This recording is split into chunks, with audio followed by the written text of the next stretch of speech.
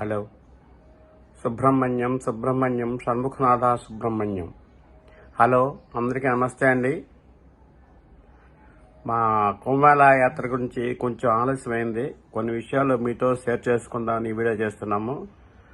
మీకు నచ్చినట్టుగైతే లైక్ చేయండి, షేర్ చేయండి, కామెంట్స్ రూపంలో కామెంట్స్ కూడా పెట్టండి. మేము యాక్చువల్గా మాది నేపాల్ ప్రోగ్రాం అండి. మేము ఫిబ్రవరి 19న బయలుదేరి నేపాల్ వెళ్ళడం కోసం ప్లాన్ చేశామండి. కుంభమేళా యాత్ర మా ప్లాన్లో లేదండి యాక్చువల్గా. కానీ వారణాసి నుంచి నేపాల్ వెళ్ళి నేపాల్ నుంచి కాఠ్మండు చూసుకుని మళ్ళీ ముజఫరాపూర్ నుంచి విశాఖపట్నం రావాలని మేము టికెట్స్ బుక్ చేసుకున్నామండి. సో అనుకోకుండా కుంభమేళా కూడా వెళ్ళాలి అనిపించింది అందరికీను.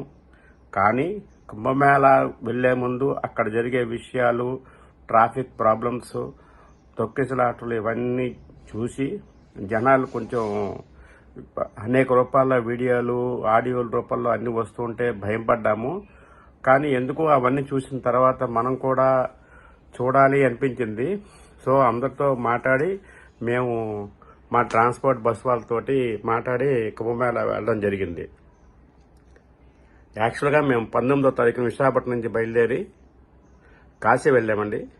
అనుకోకుండా ఆ రోజు 5 గంటలు ఆలస్యంగా వెళ్ళింది ట్రైను. అంటే ఉదయం 9 గంటలకు చేరుకోవాల్సింది మధ్యాహ్నం 3-4 గంటలకు చేరుకుంది.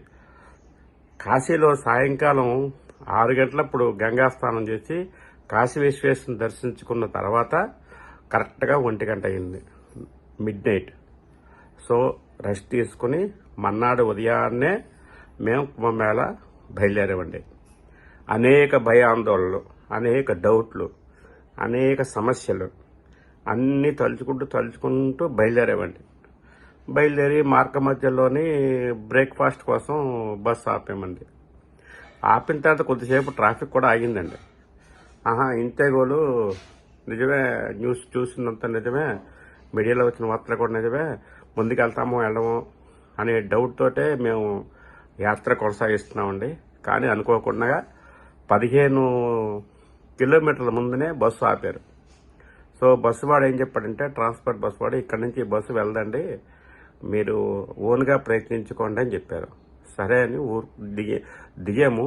దిగిన తర్వాత ఒక ఆటో వాడా వచ్చి, సో ఇంత అమౌంట్ అవుతుందండి, 1000 రూపాయలు అవుతుంది ఒక ఆటోకి, మీరు 5-6 ఎక్కచ్చు అన్నారు. సో మేము ఎక్కే మంది బండి దగ్గర 4 ఆటోల్లో షేర్ చేసుకుని మేము వెళ్ళామండి. వాడు చక్కగా చిన్న పల్లెటూర్లు దాటుకుంటూ నీటికి దగ్గరగా ఒక 500 మీటర్ల దూరంలోనే వాడు ఆటో ఆపడం జరిగింది. అక్కడ అసలు ఏది తొక్కిసలాట లేదండి, ఏదీ లేదు, శుభ్రంగా ప్రశాంతంగా ఉంది. మీరన్నీ కూడా వీడియో రూపంలో చూడండి, ఏమీ జరగలేదు, చాలా బాగుంది. ఇంకొక విషయం ఏంటంటే సార్, మాతో వచ్చిన వాళ్ళందరూ కూడా 21 మంది వెళ్ళాము. 21 మందిలోని సుమారు ఒక 16 మంది వరకు అందరూ సీనియర్ సిటిజన్ లేదు, పిల్లలు ఎవరు లేదండి. మిగతా 5 కూడా 50+45+. సో ఆ విధంగా యాత్ర జరిగిందండి. మాకు ఎక్కడ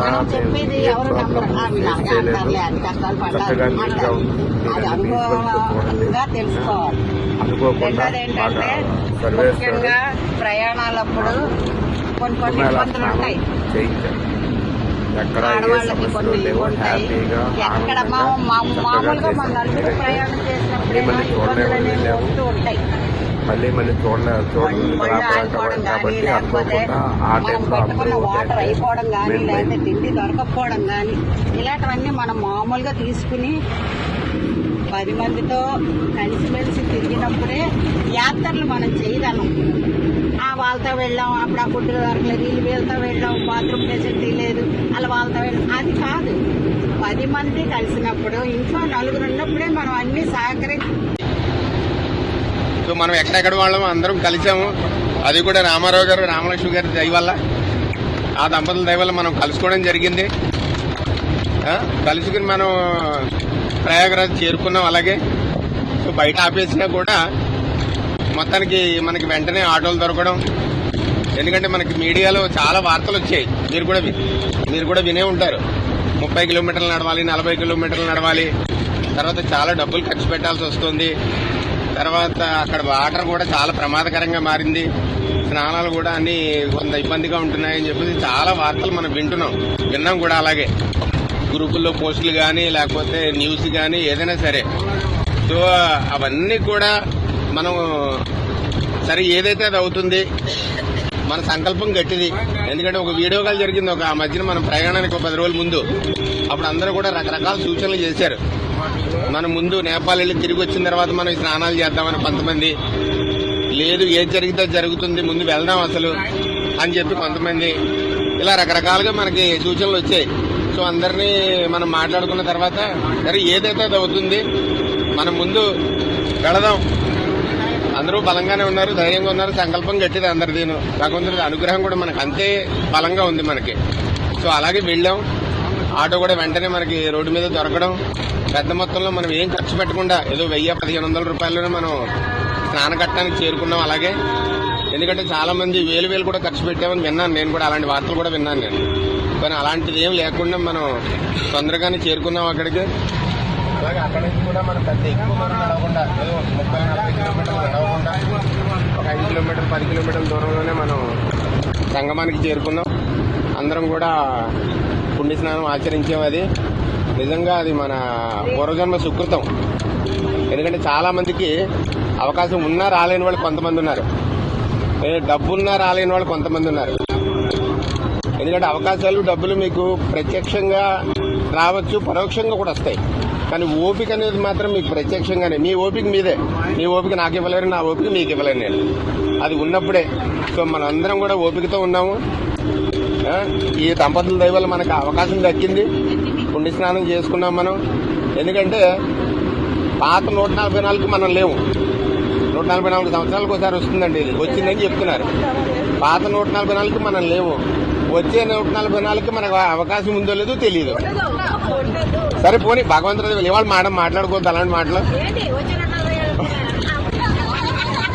సో మనకు అవకాశం ఉందో లేదో తెలియదు. సో అందుకని ఈ 44లో మనం ఉండడం, మనం పుట్టడం, అది నిజంగా మనం చేసుకున్న జన్మజన్మల పుణ్యం అది. సో అలాంటి అవకాశం మనందరికీ దక్కింది. 21 మంది కూడా అనుకోకుండా మన ముందు మన ప్రయాణంలో అసలు లేదది, కానీ తర్వాత పెట్టారు. సో అందరూ కూడా మనకి అలాంటి సహకారం అందించారు. సో మనం వెళ్ళాం, చక్కగా చేసుకున్నాం.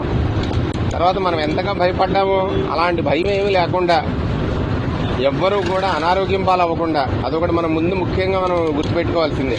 ఏవో చిన్న చిన్న దగ్గు రొంప అలాంటివి వచ్చేవి తప్పించి ఎవరు మంచం లేవలేని పరిస్థితి, మన యాత్రకి విఘాతం కలగకుండా. సో అందరూ కూడా ఆరోగ్యంగానే మనం యాత్ర దిగ్విజయంగా పూర్తి చేసుకున్నాం. అలాగే మిగతా మజిలీలు కూడా మనకి అలాగే సామాన్యమైన మజిలీలు కాదు మనం చేసిన ఒక్కొక్కటి కూడా. ఎందుకంటే ఒక కాశీ అనగా, ఒక నైమిసారణ్యం, ఒక జనక్పూర్, ఒక అయోధ్య, ఒక ముక్తినాథ్, అన్నీ కూడా సాహసోపేతమైన యాత్రలు అన్నీ కూడా. సో మీరందరూ కూడా చక్కగా రాముడు ఇప్పుడు నన్ను పూర్తి చేసి అయోధ్యలో రామకోటికి ఇచ్చాడు.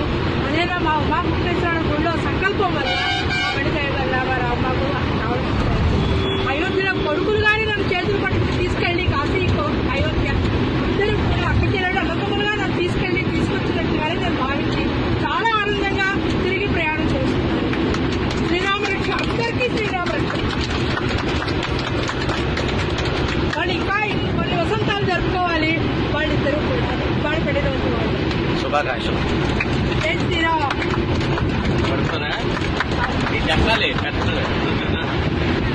రామారావు గారి అపార్ట్మెంట్ ఆపోజిట్ ఉన్న అపార్ట్మెంట్ లో 2023 డిసెంబర్లో నేను ఆక్యుపెన్సీ వచ్చాను. అక్కడి నుంచి నివసిస్తున్నాను నేను అప్పటి నుంచి కూడా. ఆయనకి నాకు చాలా తక్కువ కాలంలోనే పరిచయం అయింది. ఆ పరిచయంతో ఈ యాత్ర గురించి ఆయన ద్వారా నేను తెలుసుకొని నేను మా ఆవిడ వెళ్దామని చెప్పి నిర్ణయించుకున్నాము. అయితే ఈ యాత్ర నేను చేయగలనా లేనా అని చెప్పని వారు నేను 10 సార్లు అడిగాను. అడిగితే ఆయన నాకు చెప్పింది ఏంటంటే ఇప్పుడు వచ్చే వాళ్ళందరూ కూడా 60 ఏళ్ళు భయపడే వాళ్ళు ఉన్నారు. సో వాళ్ళందరూ కూడా చార్ధామ్ యాత్ర అది కూడా చేశారు. వాళ్ళందరికీ కూడా మంచి అనుభవం ఉన్నది. మీరు వాళ్ళు చూస్తే కంపల్సరీగా మీకే స్ఫూర్తి వస్తుంది. సో మీరు ఒకసారి ట్రై చేయండి అన్నారు. ఆ ఉద్దేశంతో నేనేమో వాళ్ళ దగ్గర అయితే నేను మా ఆవిడ వస్తానని చెప్పాను. మా ఆవిడ పేరు ధనలక్ష్మి. అలాగే ఇన్నోవా కారు కారణం నేను ప్రభాకర్ ప్రభాతి మా కృష్ణమూర్తి గారు బాబాయ్ గారు మేము ఆల్రెడీ వెళ్దాం. తర్వాత అంతరాడు, తర్వాత వీళ్ళిద్దరు ఆడారు. ఆ తర్వాత వీళ్ళు ఏకంగా 6 ఆడారు. ఇంకా మరెందుకని చెప్పేసి 21 మంది అయ్యాం. యాక్చువల్ గా 35 మంది ఆ పరిస్థితి అంటే. కానీ బస్సుకి ఏమిటంటే మరీ అప్పుడే 46 మంది ఉండాలి నాకు బస్సుకి. సో మరీ అంతమంది మరి అందరూ వేసుకోవాలని చెప్పేసి ఇక్కడితో ఆపమాట. 26 మంది కూర్చున్న బస్సుని కృష్ణ ఎక్కడ ఏ సమస్యలు లేవు. హ్యాపీగా ఆనందంగా చక్కగా చేశాం. ఎందుకంటే మళ్ళీ మళ్ళీ చూడలేమని వెళ్ళాము. మళ్ళీ మళ్ళీ చూడలేదు కాబట్టి అనుకోకుండా ఆ టైంలో అందరూ ఓకే అంటే మేము బయలుదేరామండి. బయలుదేరి చూసాము, ఏ ఇబ్బందులు లేవు. శుభ్రంగా స్నానం చేశాము. ట్రాఫిక్ కూడా ప్రాబ్లం లేదు. రిటర్న్లో కూడా మళ్ళీ సేమ్ ఆటో వచ్చింది. ఆటో వచ్చి వాడు కాకపోతే ఒక 100 రూపాయలు ఎక్కువ తీసుకున్నాడు. తీసుకుని బస్సు దగ్గర ఆపాడు. సో ఆ బస్సు ఎక్కి మేము నైంసారంజంలో రెస్ట్ తీసుకున్నాం. మీరు చూసే విజువల్స్ అవి అక్కడే. ఇక కొంచెం మా ప్రోగ్రాం గురించి వివరిస్తామండి. మేము 21 మంది విశాఖపట్నం నుంచి బయలుదేరాం. కాశీ వెళ్తాము. కాశీలోని నమో నేపాల్ ట్రిప్ అని నేపాల్లో ఒకటి ఉంది. వాళ్ళతో ఒక 6 నెలల క్రితమే మేము బేరం ఆడాం. చాలా తక్కువ అమౌంట్ తీసుకున్నారు. ఓన్లీ టోటల్గా 21,000 అయింది ఒక మనిషికి. Breakfast, next transport plus accommodation కలిపి. ఫస్ట్ రోజు కాశీ, రెండో రోజు కుంభమేళ యాడ్ చేసాము. దాంట్లో కలిపే 21,000 యాడ్ చేసాము. 2 నైంసారణ్యం, 3 అయోధ్య, తర్వాత ఏమోని గోరఖపూర్ తర్వాత లుంబిని తర్వాత ఏమోని కాఠ్మండు, పోఖ్రా, తర్వాత ఏమని జనకపూర్ సీతాద మాత పుట్టిన ఊరు చూసుకుని ముజఫరాపూర్లో ఆ ట్రాన్స్పోర్ట్ వాడు దింపాడు. ట్రాన్స్పోర్ట్ వాడు చాలా మంచివాడండి. కంపెనీ కూడా చాలా మంచిది. ముక్తిధామ్ యాత్ర కూడా వెళ్ళాము పల్లెపనిగా. సో చిన్న చిన్న సంఘటనలు ముక్తిధామ్లో జరిగాయి. నేను వేరే వీడియోలో ముక్తిధామ్లో ఏం జరిగింది ఆ విజువల్స్ మీకు పెడతాను. మా ఛానల్ నచ్చితే లైక్ చేయండి, షేర్ చేయండి, కామెంట్ రూపంలోనే మీరు మీ కామెంట్స్ పెట్టండి.